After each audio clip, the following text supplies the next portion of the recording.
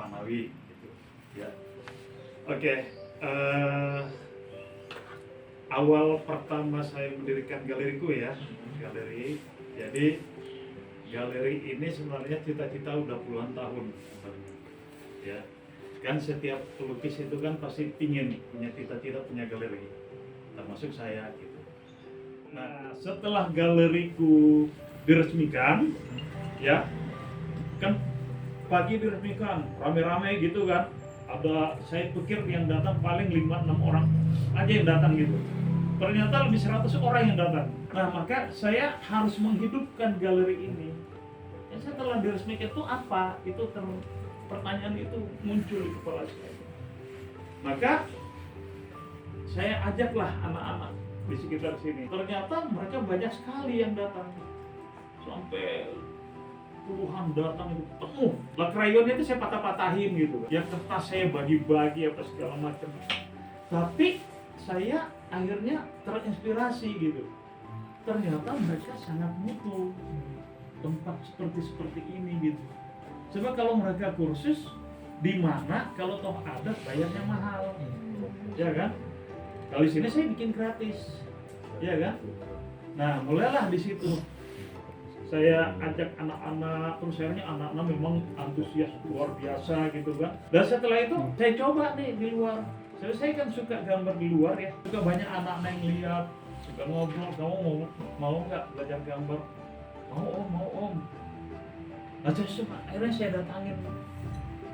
Dan ternyata itu juga banyak yang datang, sampai puluhan datang. Sampai itu krayon saya patah-patahin, kertas saya bagi juga. Maka saya bikinlah program. Saya coba di desa ini, titik ini lagi, saya coba di sini lagi. Nah, kalau saya dari satu titik ini ke sini kan berarti dari desa ini ke desa ini. Maka apa ya nama programnya? Dari desa ini ke sini. Akhirnya saya bikinlah namanya dari desa ke desa. Dan alhamdulillah sampai sekarang itu bukan hanya Jabodetabek, sampai Bandung ya, Bale Endah ya, Padalarang, Sukabumi.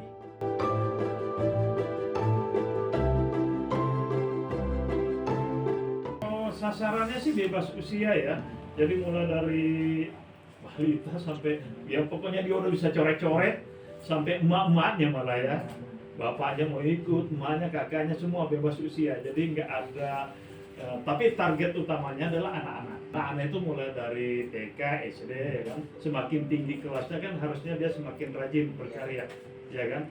Tapi intinya adalah melukis. Tapi biasanya saya ajak ngobrol-ngobrol. Kamu udah kelas berapa? Ada yang bilang kelas 1 TK, kelas 2, kelas 3 gitu kan. Nah, udah bisa baca belum?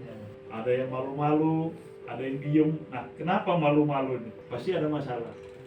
Saya coba ajak, nih ada, coba kamu baca ini. Ternyata nggak bisa.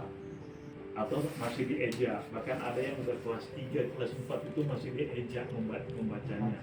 Jadi saya udah kelas 3, kelas 4 itu bacanya masih terbata-bata, masih dieja, kan berarti ada masalah. Kalau saya mau cari solusinya kan panjang, maka saya bikinlah jadi program ini bukan hanya lukis, tapi membaca. Nah, kalau membaca berarti saya harus punya buku-buku bacaan. Maka saya nulis-nulis lah dari teman-teman. Tolong dong yang punya buku-buku bacaan, meskipun bekas, nggak apa-apa lah. Saya minta, ya kan? Ya. Saya minta untuk apa? Saya di daerah ini tuh banyak sekali anak-anak yang nggak bisa baca. Bahkan saya bilang dengan orang tuanya, Bu, ini anak ini udah kelas 3, kelas 4, kenapa belum bisa baca gitu?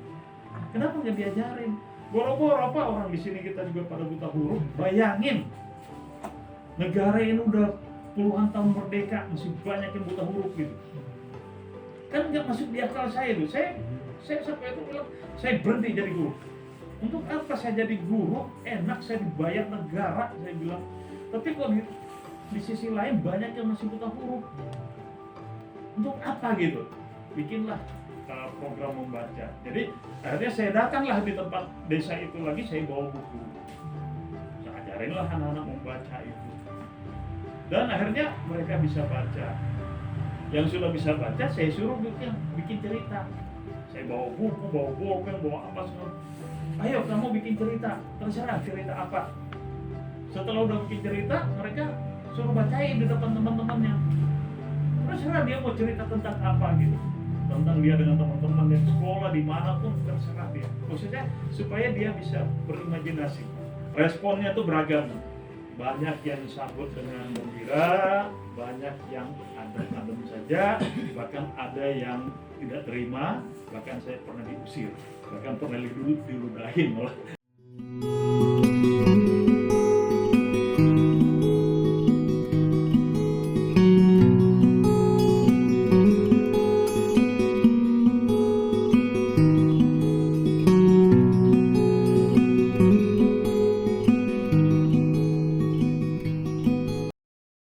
Butuh mereka mengekspresikan pikiran mereka, butuh mengekspresikan jiwa mereka, tapi nggak ada tempatnya. Kalau tadi saya bilang, kalau misalkan ada bayar misalkan ya, jadi ketika saya datang ini mereka bisa berkarya bersama dan akhirnya anak-anak itu bisa melahirkan karya bersama gitu ya, dan orang tuanya pun bisa juga merasakan akhirnya mereka tahu ternyata potensi anak-anaknya seperti itu. Kita tidak bisa terlalu banyak berharap dari sekolah atau perguruan-perguruan tinggi karena tidak semua orang sanggup masuk di perguruan tinggi seni, utamanya pendidikan seni rupa. Apalagi masyarakat di desa-desa yang sering sekali kalau saya datang, Bapak ini kalau bayar nggak usah deh Pak. Oh kenapa? Kita untuk makan aja susah Pak. Oh enggak, ini gratis. Nah apalagi mereka mau kuliah, ya kan? Jadi maka kita harus melahirkan, memberikan kesempatan masyarakat itu untuk memupuk potensi-potensi diri mereka untuk mengembangkan di dunia seni rupa, gitu, khususnya seni lukis. Dari situ nanti mereka akan bisa mengembangkan terus, melahirkan generasi-generasi seni rupa yang baru, gitu.